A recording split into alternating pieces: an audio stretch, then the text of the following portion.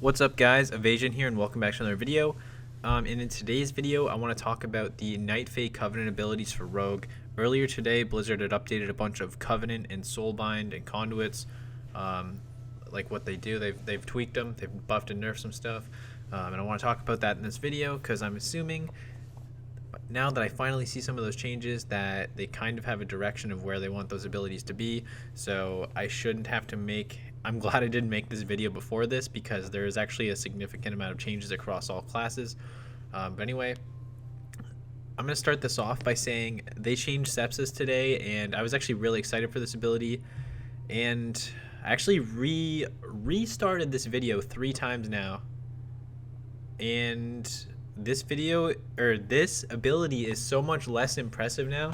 It still does damage, but the coolest thing about this ability is previously it made it so that after this 10-second dot expired, which is poison by the way, so many classes can remove this, it's almost never going to happen, so it's not going to be practical in high-end arena, but after 10 seconds you got a vanish, which was really cool because you could do a quick opener with like Mark Kidney, or maybe you do like Garrote into Kidney and you apply Sepsis early on, and after a 10-second window it's going to vanish you out, and that was super fun. I really like that effect because that allowed you to do some really cool kind of bleed them down openers and then hide, wait for DRs, come back in. Really like that, but they changed it. So now after the 10-second dot expires, it's going to give you a little effect where you have a 5-second window to use any stealth ability. It doesn't even work with Garrote. We don't get the Garrote silence. So this ability utility wise is garbage in my opinion. You can use it to sap, but that would be a very stars aligned play where you are managing to use a 5-second buff window that you don't really control to preemptively sap a sap window on somebody, which would require the target being out of combat for those of you players that are new at WoW, which is just not going to happen. So it's kind of, its usefulness has gone downhill, whether it be used for running away like in this clip here, or to chase down the enemy like it was used in the first clip there. I think that having access to that extra mobility, especially as assassination, can definitely be viable. It's kind of hard to say though how it'll stack up compared to the other ones, but I kind of hope in a perfect world you would obviously want a system like this to be where you can kind of play and build your character around the one that you like the best, or that you think fits your playstyle. But in reality it's probably going to end up being one is just vastly better than the others, for whichever game type you're most interested in. But anyway, that's pretty much going to wrap up talking about those 2 abilities. Let's hop into the Soulbinds and Conduits and all that jazz. Alright, hopping into the Soulbinds portion of this video. I'm going to try and go over this as brief as detailed as I can at the same time, so I'm not rambling on forever. Basically, we have 3 options for each covenant, so there's a total of 12 trees. I believe these trees are shared across the classes, but the conduits that you can put into the trees are different depending on your class. So you'll get one ability or one conduit that modifies your covenant ability for your class, and then you'll also get 4 options at the current launch that you can farm, and these will scale up as well. We're not going to be worried about balance numbers in this one or anything like that. But yeah, so basically you have 4 potency ones that you can put in. Anytime there's an X, you can put in a potency one, and like finesse is anyone with a lightning bolt, you can put in one there. So you can kind of build your tree more offensive or defensive, but the way it works usually is if there's something with an X, like a potency one, most likely the thing below it is some kind of utility or defensive thing. They don't like tunnel vision, like they don't just funnel you offensive options or defensive options. You kind of get a balance. You kind of choose between choosing your offensive options versus the Soulbinds offensive options, which you can kind of see later here in the tree, as there's 2 endurance icons in a row, but then the last thing is first strike, so it's damage.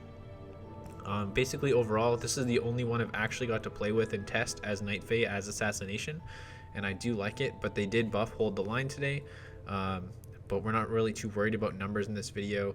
But this is something that's kind of interesting, you know, after staying still for 5 seconds you take less physical damage. This seems kind of goofy, but you could probably abuse this against double melee who are training you. I don't know, I don't really know how to feel about this.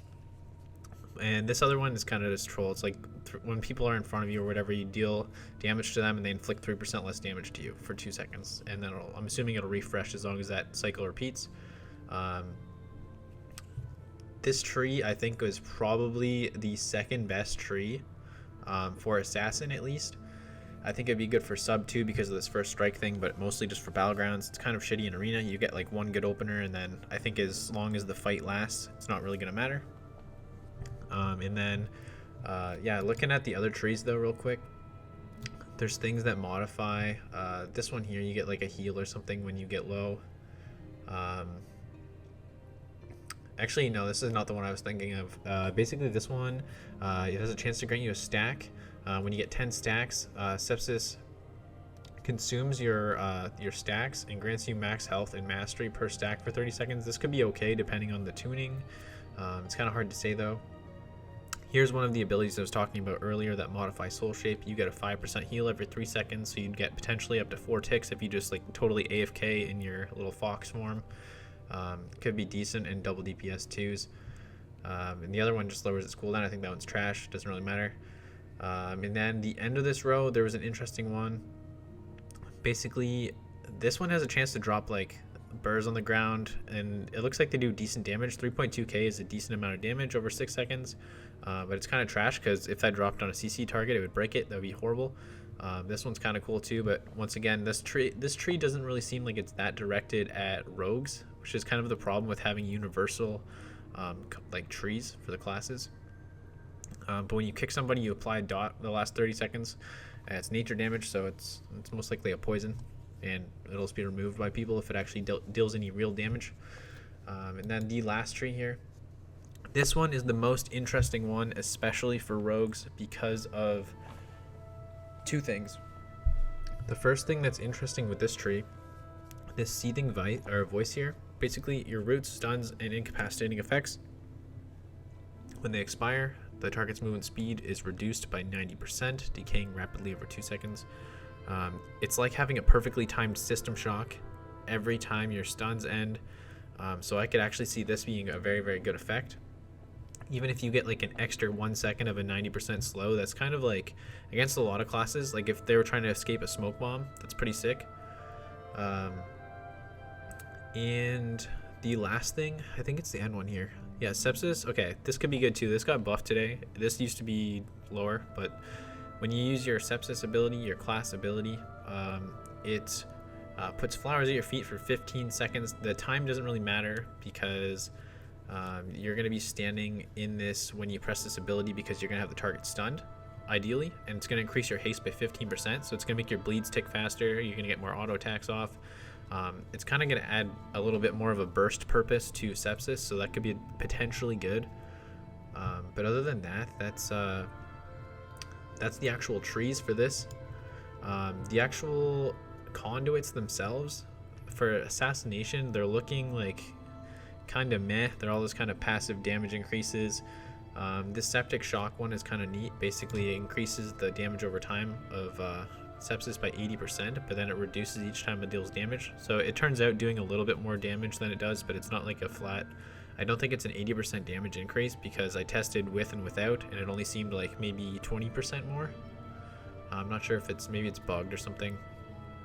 And the other, this one here too, I wanted to mention this changed today with the patch. When you use Shiv, your nature damage done against the target is increased by 10%. So this doesn't matter. Obviously, this is an assassination one, but for assassination, Shiv is functioning like Toxic Blade did, where you get the increased poison damage or the nature damage. And as this one ranks up, it'll actually get pretty wild and might make Envenom pretty cool. Time will tell. As far as the outlaw ones go, the ambush and dispatch have a 15% chance to grant you roll the bones. It's kind of cool, but it can only happen when it's not active already.